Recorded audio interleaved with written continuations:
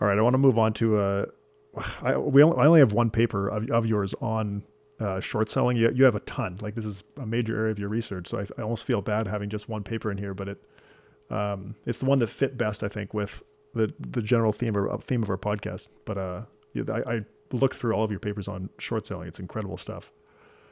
Yeah, But short we're just selling going to has ask always about been near the and dear to my heart, so I'm happy to talk about it as much as you want. yeah. Yeah, oh, your papers on this are incredible. But we're going to ask about the loan fee anomaly, though, which is one of your papers on this topic. So how well do and maybe I'll ask the question, but maybe you can also describe what equity loan fee means, just for our listeners. How well do equity loan fees predict returns in the cross section? Sure. Yeah, I mean, let me back up and just provide a little bit of context. So, if you want to short a stock, what do you do? So what you do is basically you have to go borrow the share from someone who already has it. So you've been talking about Dimensional. So if I want to short a stock, maybe I go to Dimensional, I borrow shares from them. Then what I'll do is I'll take those shares, I will sell them into the stock market. I hope that maybe over the next month, say the stock price falls. The stock price falls, I buy those shares back, I return them to the person from whom I borrowed in the first place. Now, you might say, why on earth would anyone lend their shares to me, the short seller? Well, it turns out basically I pay them a rental fee. So if I get Yeah. shares from, Mark, I have to pay Mark a little bit of a fee every day to incentivize him to give me those shares. That fee we call sometimes the short selling fee or the equity lending fee. That's what we examine in this paper. And what we basically show is the stocks that have really, really high equity lending fees do predictably bad going forward. So high lending fees today tells me you're likely to have very low returns over the next month. Hmm. Really interesting. And why would those expensive to borrow stocks have lower expected returns? Well, I think I can think of a couple different mechanisms through which you'd get this result.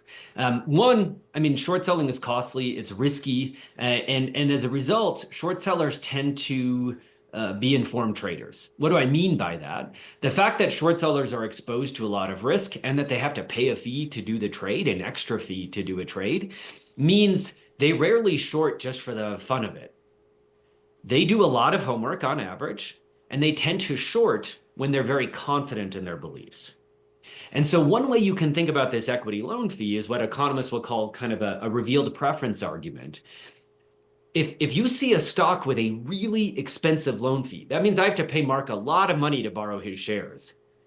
If I'm still willing to do that, it must be that I'm pretty darn sure the stock is going to go down, right? The fact that I'm willing to pay a fortune to borrow the shares tells you I'm pretty darn confident in my belief. And that's one of the things we see. The other thing that I think is a more subtle argument is these fees are a transaction cost. And in any case where there are transaction costs, that actually makes it hard for other traders to arbitrage away mispricing. So the kind of paradox to our paper is I tell you the high loan fee stocks are the ones that underperform the most, and our result is incredibly strong on that. But what's the catch? Well, what our paper says you should do is you should go short the high loan fee stocks. Those are the precise ones that are really expensive to short. That's really interesting because I think if you follow like the GME saga and everything that was going on there, a lot of retail traders, at least from Reddit, were specifically seeking out these highly shorted or expensive to borrow stocks in hopes of a short squeeze. Well, and that's the other side of the coin, right? And that's also why I think my research and others have shown that short selling is a very risky business. Short sellers are exposed to a lot of unique risks. And so, for that reason, again, they tend to only short when they're very confident in their expectations about the future. Hmm. How persistent has the loan fee anomaly been over time?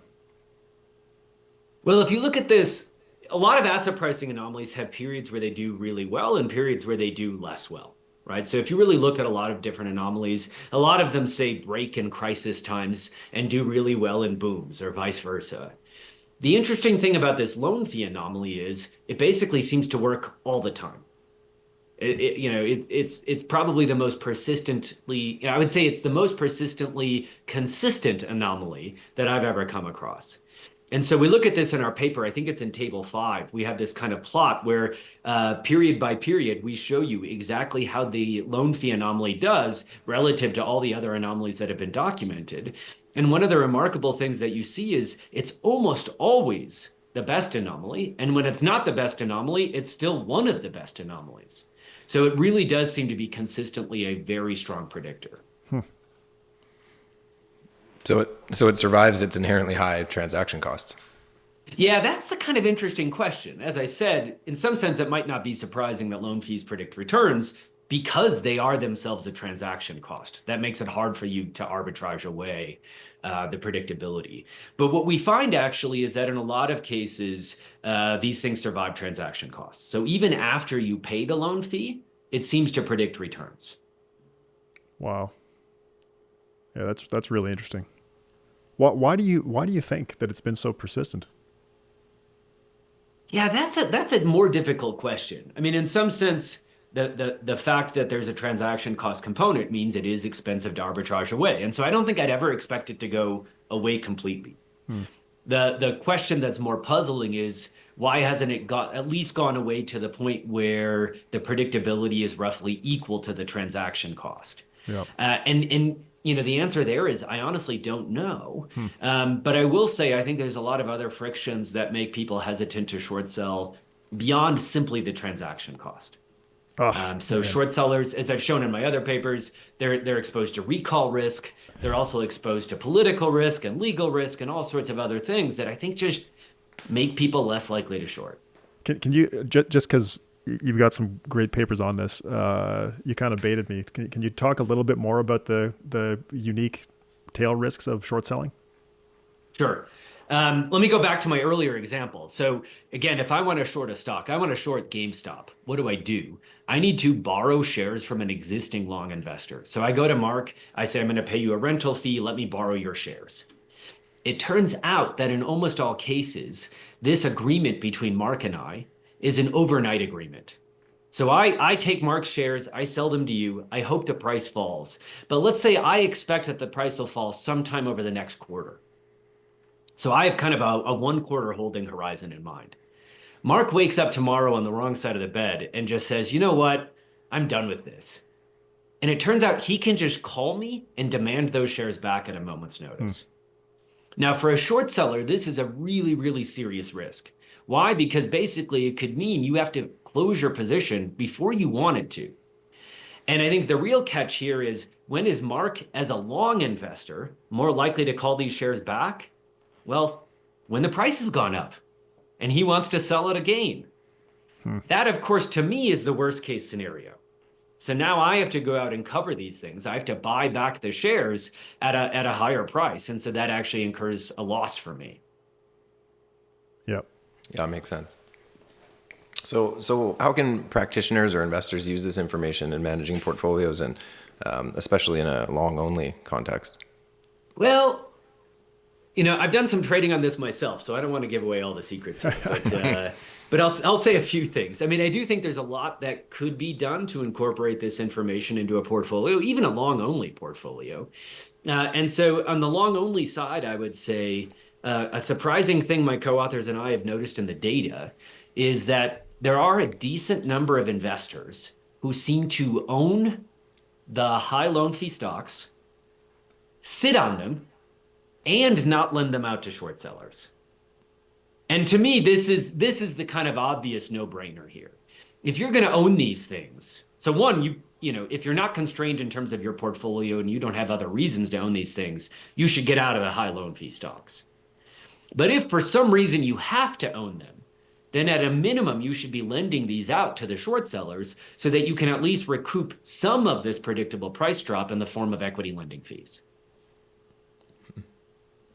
That's very interesting. I wonder what kind of clientele effects there are in high loan fee stocks. Like, is it unsophisticated retail investors that are holding them a lot of the time? Well, Not necessarily, actually. And I think there are a lot of different reasons why people hold high loan fee stocks. I mean, as we've said before, there are a ton of other asset pricing anomalies out there, and it could be that they're holding them for some other Mm, reason. But I also think a decent number of these might be investors who have some sort of benchmark portfolio or even a specific index that they track. And so they're kind of locked into holding these things. yeah. Okay. Interesting. That makes sense. Even a total market index fund is probably a good example. Exactly. I mean, there's a certain number of stocks that are just going to have high loan fees each period, and they're going to have to own these things. Right. My point is just if you're going to own these things and you really have to, you might as well lend it out and get that extra revenue from the securities lending side. Yeah. Makes sense.